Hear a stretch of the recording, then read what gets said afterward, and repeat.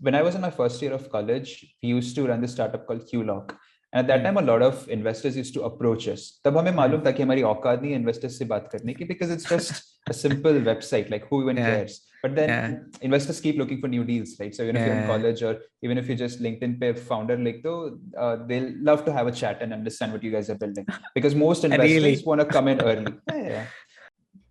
What's happening, people? Welcome back to another episode of the Mini Adult Troubles. In today's episode, I have another college-going BITS with me.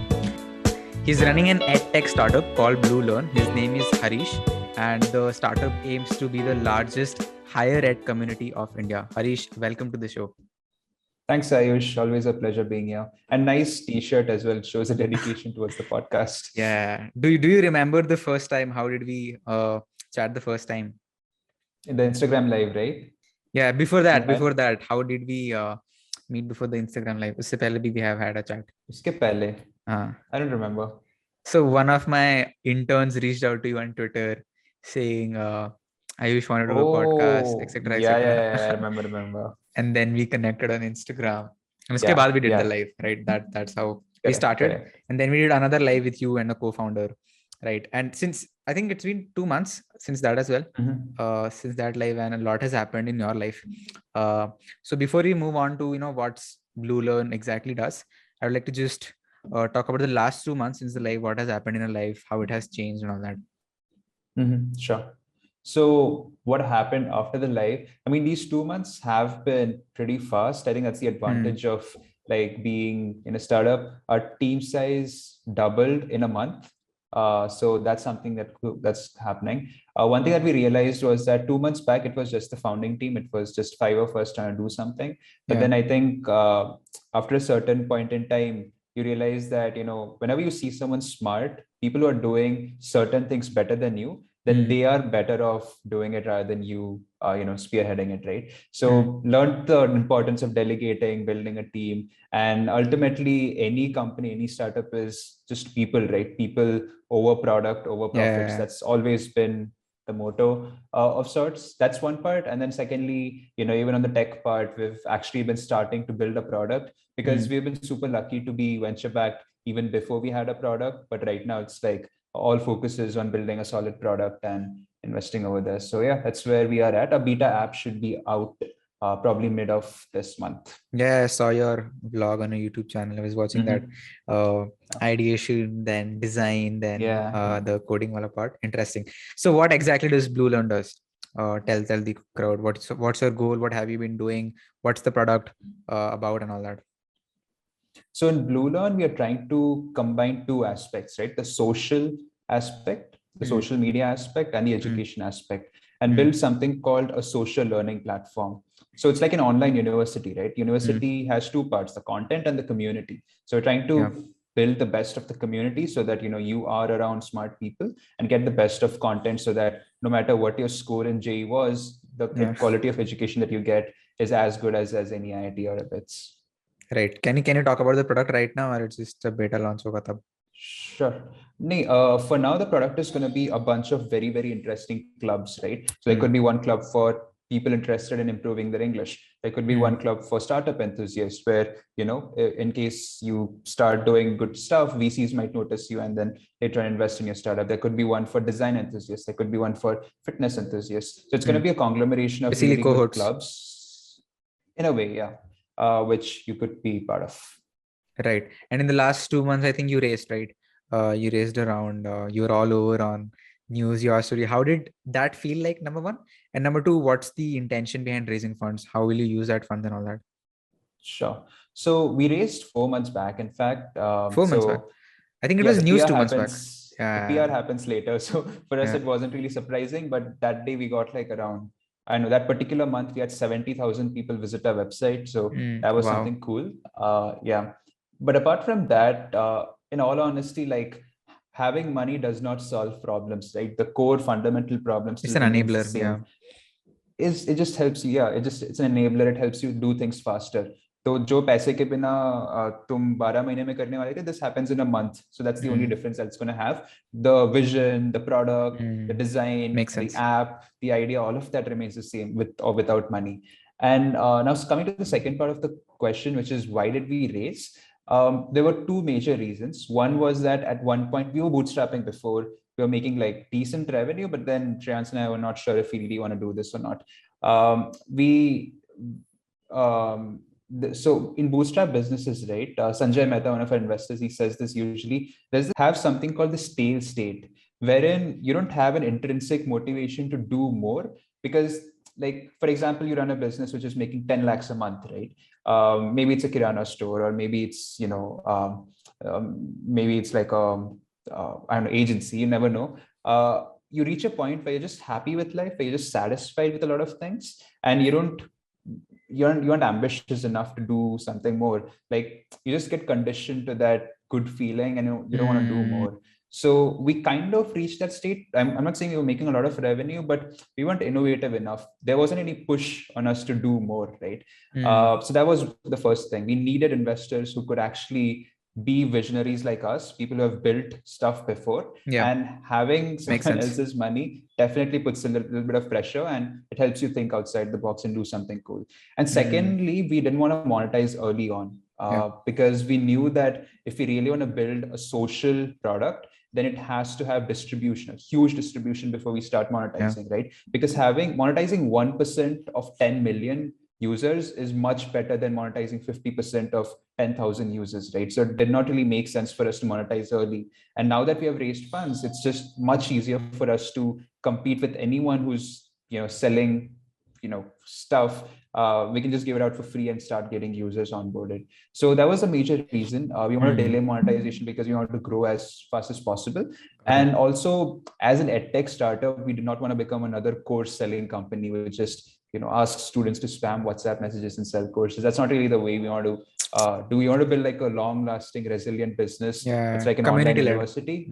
Exactly. Yeah. So that's going to take time. And if something's going to take time, and if you don't want to like immediately make money and piss off our users, then that definitely required funds, and therefore we raised. Got it. So how was the experience of raising funds as a still a teenager? You're 21, right? Yeah. So as a 21-year-old, how was the experience of raising funds, going to investors, explaining them the product, all that? Yeah. It's been great. I think one thing that I've learned from this entire investment journey is that maintaining relationships is very, very important, right? Because when I was in my first year of college, we used to run this startup called QLock. And at that time, a lot of investors used to approach us. तब हमें मालूम था कि हमारी औकात नहीं है investors से बात करने की, because it's just a simple website, like who even cares? But then investors keep looking for new deals, right? So even if you're in college, or even if you just LinkedIn पे founder लिख दो, they'll love to have a chat and understand what you guys are building, because most investors want to come in early. So even if it's a 12th grade student who writes founder, there's a high chance an investor might approach you, because that's how VC firms work, right? They want to get early into the journey. And it's a good thing. It's a good thing. But then you get a meeting, and when the investor realizes that, hey, it's just a first year kid, like the first meeting was with a tier 1 firm. That's the very first VC meeting I'd ever been to. I was 18 years old, and I just went to the meeting, and he asked me my revenue, and I said it's 20,000 rupees in total. That's how much I've made in all. And he was like, okay. And he just said, when you make 5 lakhs a month, just contact me again. And that's how the first meeting went. But the good part was I was in touch with him. Now I have his WhatsApp number. Now I have his email ID. So the next time I start building something, merely beneficial ho jayega, because he already knows me, I already know him, and that relationship has been built. So I kept doing this in my first year, second year, third year. And pretty much in India, there are 6 top tier firms, right? Axel, Sequoia, Nexus, Lightspeed, and Matrix.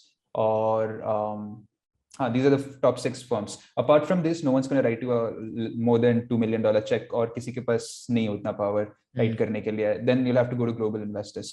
So in a way, we had already built good relationships with all of these guys. Plus, given the BITS alumni network, that sort of helped. The BITS tag did help, I'll admit that. And yeah, that's how it happened. So in terms of the process, I'll just give you a quick overview. कैसे हुआ था? Sure. First, Lightspeed approached us in December, and then we pitched to them, and we said we aren't raising at the moment. And then later on, I think 3-4 months down the line, 100x reached out to us, and they were like, hey, are you guys raising? We got rejected by 100x before, ek saal pehle, but they just want to like get an update, and they realized that we were doing well, and we were growing steadily. So they put in like a pre-seed check, a small, I don't know, 25 lakh check. And then within a month, Lightspeed reached out again and they were like, hey, would love to know what you guys are building. And then Titan Capital, which is run by Kunal Bell, Snapdeal founder, he's an amazing person, he's a delight to speak to, really, really helpful. Like in spite of running Snapdeal, I don't know how he makes time for these founders. It's just great. Like that 1 hour call was so productive. We learned so much about our business itself that we were like, we definitely want him in the cap table. So Titan and Lightspeed like put in around a $500,000 check, and then that's how we raised our pre-seed round. So yeah, that's how it happened. And yeah, it was 1 mahina mein ho gaya tha. Kafi exciting. Your face is not depicting the happiness and excitement that I'm having just listening to it, but kafi say congrats on that again, right? So I had this question. I hope you find it interesting, which is that you have been to Ryan and you have been to Ashoka, right? Both are top schools of India. And then you are obviously in BITS already, another top college of India. So you have experience in some sense, at least compared to all the other crowd of India, the top tier college school experience, right? Now you're building another education at tech platform, which is Bluelearn. What is the problem that you are solving that this BITS and Ryan or Ashoka are missing, or you thought it's not there basically? Correct. So I think a lot of influence about building like a social educational platform came from my experiences in school and colleges, right? Because here's the thing, in India, 1% of these schools and colleges have access to amazing teachers, amazing faculty. You have all sorts of extracurriculars. These kids mostly become rich later on because of the way they've been given a good education. And education can literally change the economy, right? That's like the baseline of everything. Countries with good education can literally change the way the GDP works at the end of the day. So one thing that I realized, especially at BITS, was that there's a huge disparity in the way education in India works. Like top 1% of the colleges like IITs, BITS, and NITs, they take like the creamiest of the students, train them really well, and then ultimately sort of push them out and they get better jobs and stuff like that. While what happens with the 99% of the students, they just, I heard from a friend that unka college it's just a building or kuch hota nahi hai wahan pe. Even teachers don't mostly come. They're just paying fees for an empty building. Like, is that really the way education should work? Like, that was the fundamental question that we asked. And the second question was, why can't BITS or IIT like democratize education for everyone? Why is it just reserved for that top 1% who got 2 saal padhai ki and got high marks in PCM? Like that doesn't really make sense, right? So we were like, what if we could do the same thing that IIT and BITS is doing at scale and just democratize it using the internet, right? So that's why we're picking up a lot of good parts from these colleges and just bringing it out for everyone. So I do think that, exactly. So I do think that these past experiences do matter. In the US, there's this company called On Deck, and they're trying to build Stanford for the world, right? So that's also been a huge inspiration in the way we look at education. Like, why should Stanford be just for the top, whatever rich people in the US? Why can't it be for anyone who's motivated and dedicated enough to get access to both the community and the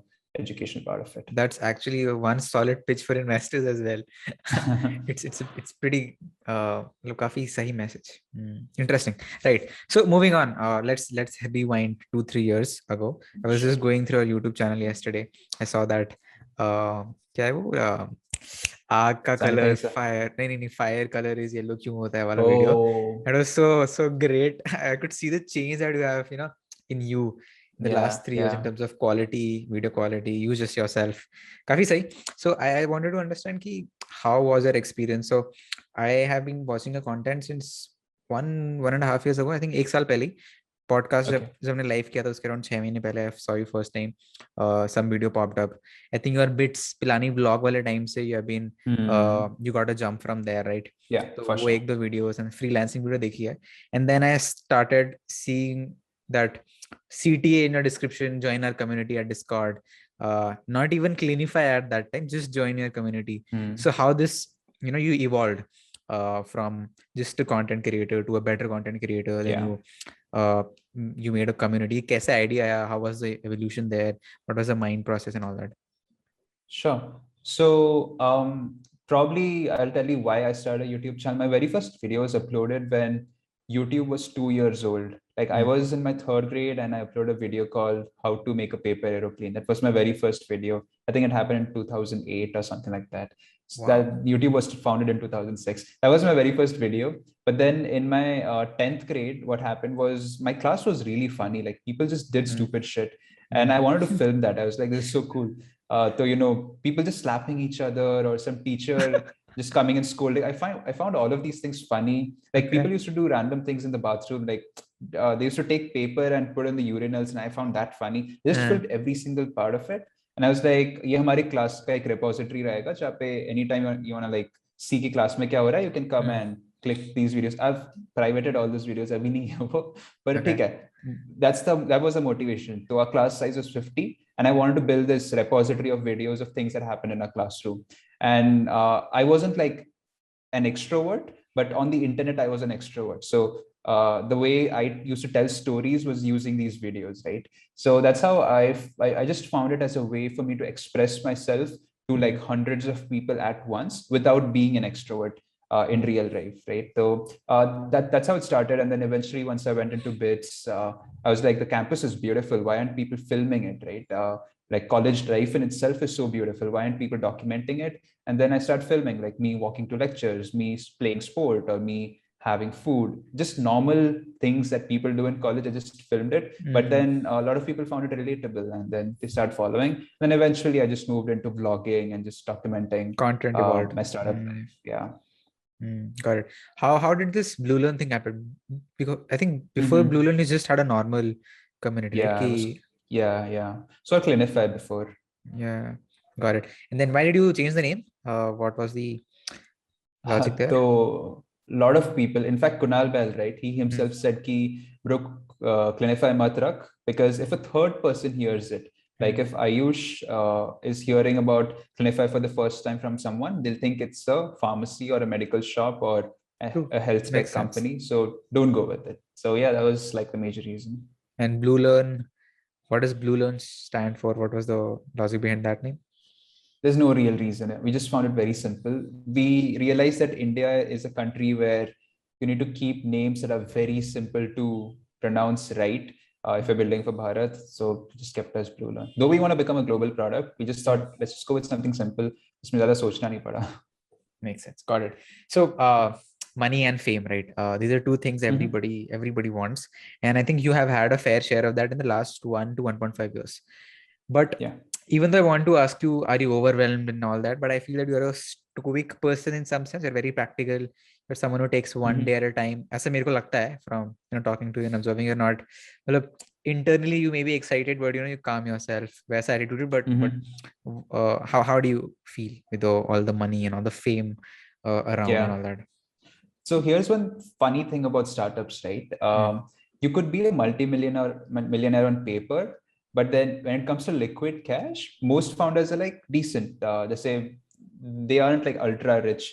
And I'm not just talking about me, right? I'm talking about like companies which have valuations of say $500 million or $250 million. The founders are like, whatever liquid cash they have it's decent. I wouldn't say they are super, super rich. Like if a person runs like say a jewelry shop, that person's going to earn way like 10x more than a unicorn founder for sure, right? Because that's how it works. The only time founders make money is when there's a liquidation event, like maybe an acquisition, merger, or an IPO. That's the time when people make actual wealth. So that's one part. Liquid a lot cash, of people a lot of these founders are millionaires. Almost every single founder is a millionaire on paper.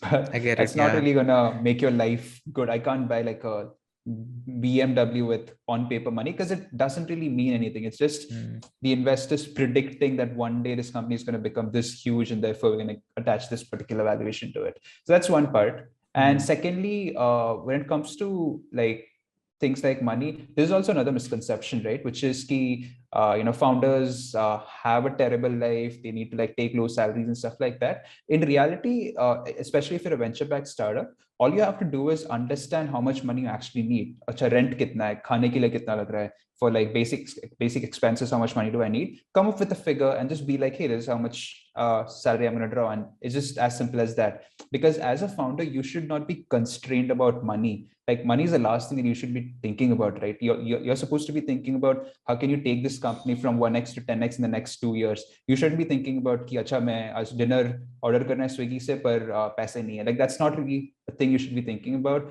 So that's another part. Take salaries for sure, but then just live a comfortable life. Don't be exorbitant, but then just live a comfortable life. That's the second part that I want to clarify.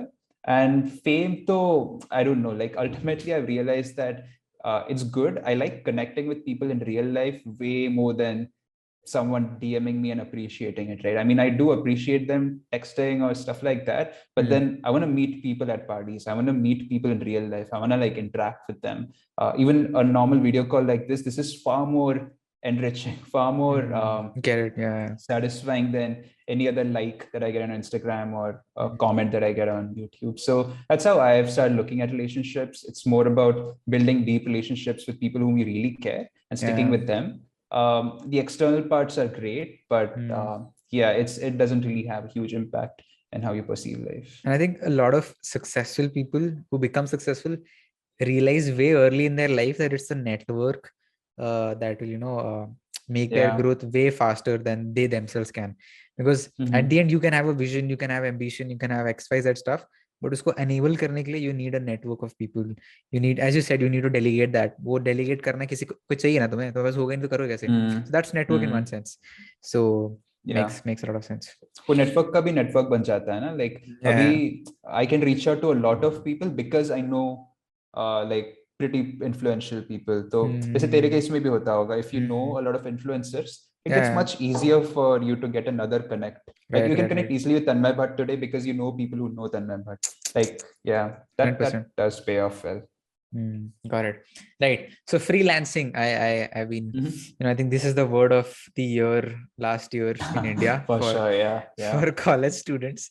And you have made a lot of content, right? And this is a field which has been growing and growing in India for the college students. What do you think, given that you're also building a student community, right? You're building a student-led community. You have done freelancing yourself. You made content.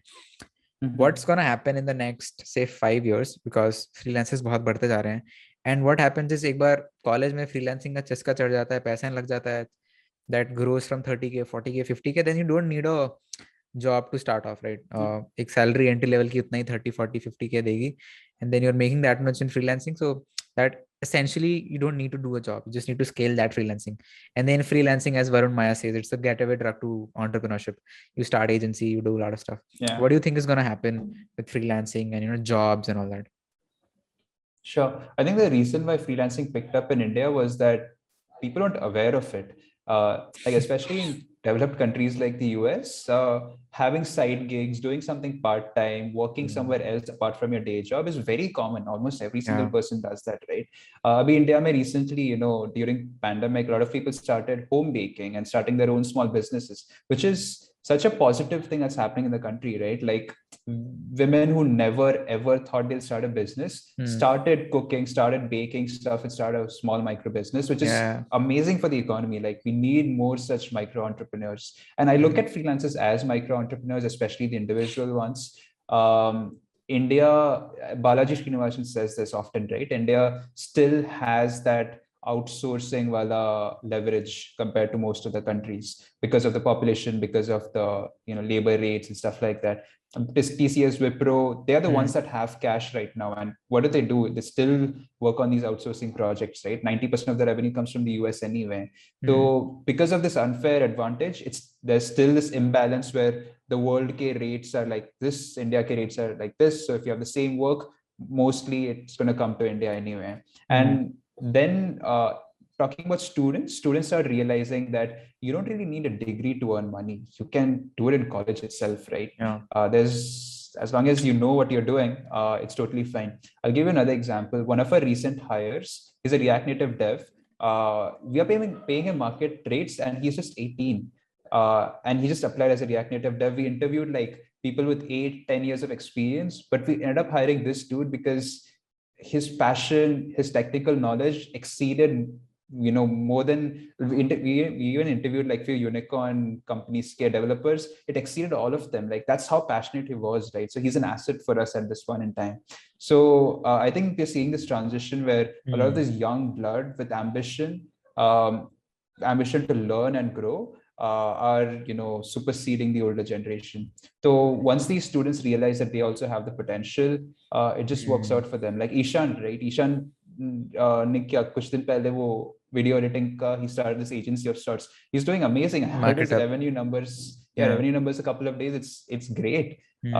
So yeah, I think students have to realize that they don't need a degree to earn money, and if they know something, then just double down on it. And there are infinite ways of making money right now on the internet. So just figure those things out. So I am also a big believer, and I've realized this in the last 6, 7, 8, 9 months, that the next generations will always be better than you are in some sense, because obviously they have more exposure. They're just taking what we learned, and then mistakes se basically wala effect aa raha hai unpe. So obviously they'll be better. Just like, for example, I and you are doing way better than some of us, who are maybe 10 years ahead of us in terms of age. And now we're seeing the same trend with, I'm seeing the same trend with just 3 साल छोटा है, but क्या क्या कर रहा है पता नहीं. So that I'm also seeing. What do you think? How can we as as creators or entrepreneurs can do to make sure that we are in touch with the younger generation, and we are not left behind in terms of the skill set or the advancement or whatever is in right now? Yeah, I think that's very important, especially for me as someone who runs a student community, right? I need to understand what the vibe is right now. A is that hire people who understand the vibes. We hire a lot of college students because not that they're inexperienced, because they are the ones who understand what the vibe is. Like even on our socials, all the memes that go out are made by these college students because they're the ones who follow the trends. And secondly, if you're like a content creator or a business owner, then just stay in touch with your target audience, right? So मैंने एक WhatsApp group बनाया where we have like all our beta test users in there. So I just get on calls and just like chill, hang out, understand what's happening with them, understand their problems, get some feedback. Like the amount of feedback you can get from directly talking to your customers is just insane. It's just like you can build an amazing product by just asking them what they want and building it out for them, right? So yeah, for me, it's just like, don't get ego blown that you as an executive or a content creator are different from your audience. Just marry the two, right? If some fan of yours is requesting a call, then if you're free, just take it and understand what they're expecting of you. Read comments, understand what people are expecting, and just really dive deep into your audience and know the motivation and intention for why they're watching your content or why they're buying your products or why they're coming to your community. Once you do that, I think things become much easier when you're making your next video or launching your next product. Got it. Interesting. Right. Talking about individual you, Harish, you're a content creator, you're a student right now, you're an entrepreneur, and then you're you. So what drives you, as in what you're driven by numbers as a content creator, or user wala number as an entrepreneur? What drives you? For me, people drive me. Like for now, just watching the community members happy, watching my employees happy. I don't like using the word employees. I just call them teammates. Like here we don't have any hierarchy, but yes, like a couple of days back, one of our teammates, he bought an iPad for his mom, and that sort of was kind of emotional for us because that's when we realized how much of an impact we're having on people themselves, right? When folks on Bluelearn get freelancing gigs through the jobs and internships portal that we have, or someone probably getting an internship and then taking their parents out for dinner. Like those kind of small things is what actually motivates us more than any statistic or any fundraising announcement that we make. So I think as a community, we are just people focused. Every single month we have something called the town hall, and the first thing that we display is people greater than products, greater than profit. And ultimately, even before you make a single cent of money, even before you write a single line of code, it's very important to understand your people well and make sure that they are happy with what you're doing, right? And even in terms of like my personal life, there are just so many people who have helped me reach different places where I always wanted to be. Like just being grateful for the friends that you have, and just having someone you can talk to. It's just so critical, right? And I think that's what sort of drives me at this point. I think even though you look like an introvert, you are very people driven, maybe small circle, but you drive energy out of them, and you also give Yeah, energy I to won't them. really call myself an introvert. I'm more of an ambivert at this point. हाँ, पहले But था. I just love talking to strangers. I just love talking to strangers and understanding a lot of things about them. Like yesterday, I met a rapper at a party, and I was just talking to him about content and stuff like that. So yeah, it's just like you can meet so many interesting people if you muster up a little bit of courage to go and say, "Hey, I'm Harish, and can I join you, or what are you doing?" But Stuff like that. I don't Yeah. have that courage yet. You have that courage. अभी आ रहा है. So that's the thing, Yeah, right? bro. After coming to Goa, these guys just drag me into Yeah, random house Goa. parties. So I sort of get used to it. Still uncomfortable for sure, but much better than what I was before. Crazy. Got it. I need to come to Goa again. Aajao, So, aajao. you mentioned your team. You talk about your team. What are the systems, apps, tools? I'm really fascinated, Askal. I'm trying to find apps and tools that can make my team's work more efficient, productive. Sure. What are some of those you use? For example, I saw your there was this Asana. You were using Asana, right? This is just one Yeah, other yeah. tool like Slack हो गया. और क्या है that you guys using to improve your productivity? Oh yeah, so lots of tools. I would say, invest a lot in tools. I think that really pays off well. Don't be shy of paying for stuff. It's kind of ironic, right? People just have lavish dinners on their birthdays, but then they're like, "Arey, Notion ka subscription bahut mehanga hai." I just find that kind of weird. So just pay for tools, especially if you can afford it. Like, don't think too much. Most of these tools, most of these companies work on making their premium feature the best out there in the world, right? Especially companies like Notion, Asana, Canva. They पूरा एक engineering team बैठा हुआ है to make sure that the premium feature is good enough so that people pay for it, right?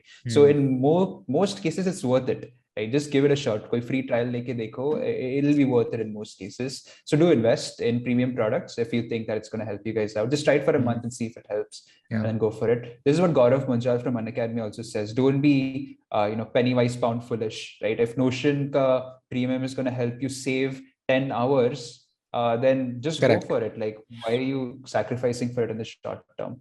Okay, with that said, we use Notion a lot.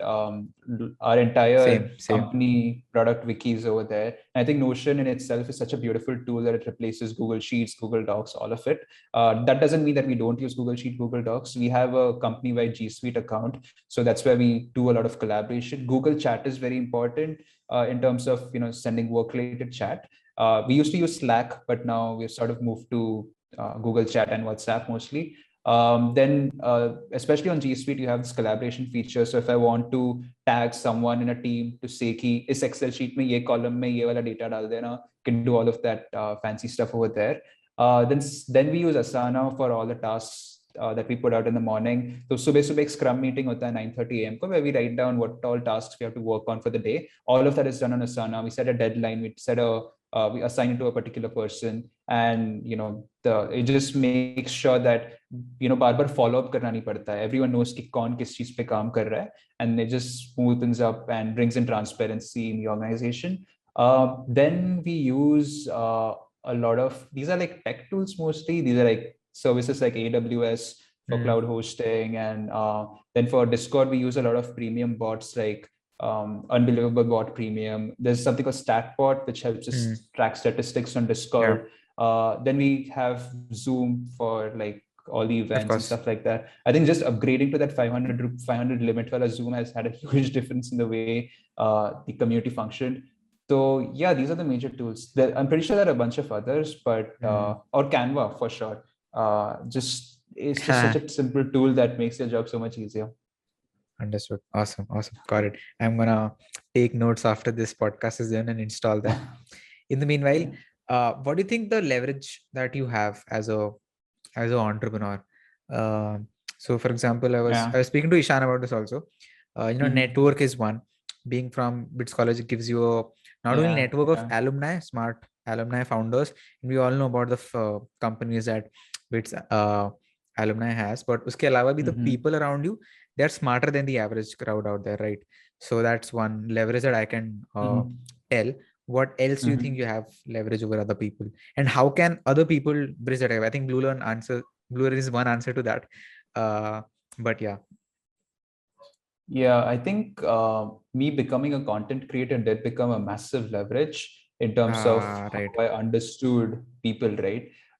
Like understanding, I would say even running a YouTube channel is a startup. Like Of course, of course. Big time. recently, I was talking to Varun, and he was talking about how Tanmay Bhatt uses his YouTube channel. So it's just crazy, right? He's built like a lot of funnels, and he understands his audience well. He knows the top of the funnel is this, middle of the funnel is this, bottom of the funnel is this. This is what I'm going to plug in at this point in time and stuff like that. Like the way Tanmay even tweeted about this long time back, saying that he looks at his YouTube channel as a startup, and that's totally fine, right? You have an audience, which ultimately becomes your customer. You have a product, which is your video, and then you have to find product market fit to see if your audience likes the video every single time you upload it. So I think that experience of understanding people and building something that people wanted really helped me. So that क्योंकि बहुत सारे time पे ये होता है ना कि people just build something and they expect it to magically blow up. That's never going to happen, right? It's always about this experimentation on a phase. So YouTube did teach me a lot about experimentation. The best video doesn't get views. That's what happens all the time. Like handling those failures and going through that sine wave of ups and downs is something that did give me a lot of leverage. And secondly, being young and having parents who are very liberal would be the second one. This really allowed me to take a lot of risk. A lot of our friends, in fact, this is true for all the founding team members, right? Like Keenan, he quit his job at a startup to join us. Vineet and Avril, they just dropped all their US master's plan and came and joined us. So I think having parents who actually understood the risk versus reward part of it is something that I would attribute it to, and ultimately being young. And because if you're married, then you can't really dedicate 18 hours to your startup. But if you're young, you just can pull off those all-nighters and no one's going to complain. So yeah, I think these would be few Makes sense. Right. That was it for the podcast, bro. There's this one question which I ask everybody, which is 3 books, podcasts, and life lessons that you'd want to share with the audience. Oh, 3 books and podcasts? And then the life lessons. Oh, life lessons. Life lessons. That's too much, but the first book is called Hard Things About Hard Things. It's written by Ben Horowitz. Amazing book about how he, fucked up initially and then took his company public. And then even in the public markets, he was like thrashed on, and then ultimately ended up selling his business for $1.3 billion to HP. Great story. So do read about it. These are the places where he teaches you how to do the hard parts of running a business. How do you fire an executive properly without causing a conflict? Stuff like that. So do give it a read. Things like how do you make sure your employees are motivated when everything is going down the shit and you've just laid off half your team? Like, how do you keep them motivated in such hard things? So do give that a read. The second one is We Are the Nerds. It's a story about how Reddit was formed, and Reddit as a startup is the most unconventional. The founders are just insane. They've got arrested, they've got beaten up, they formed like a mafia, which later on led Y Combinator. Like Y Combinator was formed during the Reddit days, and it's just an insane story about how the entire Y Combinator mafia was formed, how the entire Reddit story was formed, how they were struggling as a company in the initial days, how moderation became a huge issue at Reddit, and then how all the co-founders split, went their own ways, and then later came back. It's a super interesting story filled with ups and downs. Then there's a book called Rules of Management by Zig Ziglar. It tells you 20 rules that you should be keeping in mind in case you're managing people. So it just helps you make decisions much faster. In terms of podcast, 3 podcasts. The first one is Startup Operator. Second one is just for chilling. You can listen to David Dobrik's views. I just find him very funny. And lastly, it's Indian Silicon Valley. These are like mostly interviews and stuff like that with good founders in India. Got it. What about the life lessons? Yeah, as my channel name says, just be curious.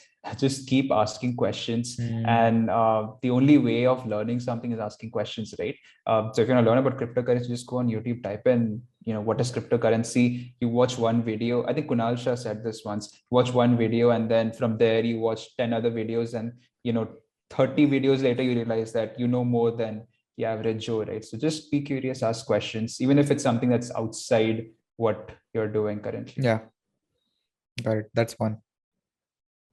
Oh, there are 3 life lessons. Second one is build deep, meaningful relationships with people. As Ayush said, once you build a solid network, it compounds and just helps you a lot. And third one is, I mean, this is something very cliche, but then ultimately, just do something that helps you wake up every day feeling energetic, right? Like your Sunday should not be filled with regret that Monday is going to be terrible. Like if you're living a such life, then I mean, if you're doing it for financial reasons, it's totally fine. But if you have the financial freedom to actually quit that thing and do something that makes your Sundays also feel amazing, saying that Acha Monday ko bhi I'm going to do the same thing. If your Sunday and Monday feel the same, then that's when you've found what do you call this, human life fit, and you can just go ahead with that. So yeah, keep looking for that thing. For example, iske pehle I was going to do an internship at Cred right before Bluelearn, and at that point this was the feeling running behind my mind, right? I'm going to have this Sunday Monday wala rift. So yeah, that's when I realized that I should not be taking the internship and rather going for Bluelearn full time. Makes sense. Follow your gut feeling, don't be scared. Yeah, also finally, I should have, since startup podcast, doing a corporate job is not a sin.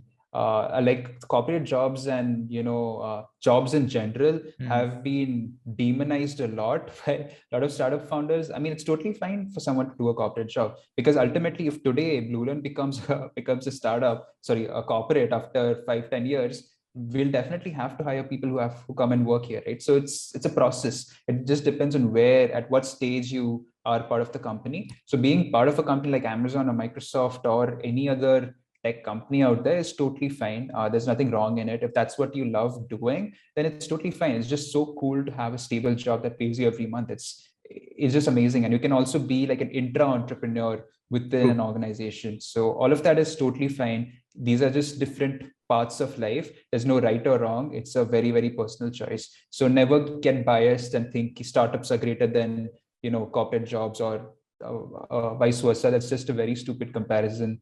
So yeah, that's the fourth lesson. Got it. Thanks Harish for doing this. Wish you very, very best for your startup Bluelearn. I have linked down Harish's Instagram and YouTube, also Bluelearn's Discord server.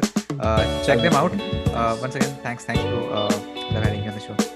Thanks, Ayush. I mean, this is one of the most natural podcasts I've ever had. So thanks for keeping it so casual, so free flowing, and all the best, with the ventures that you're going to start. Thanks, man. Thanks.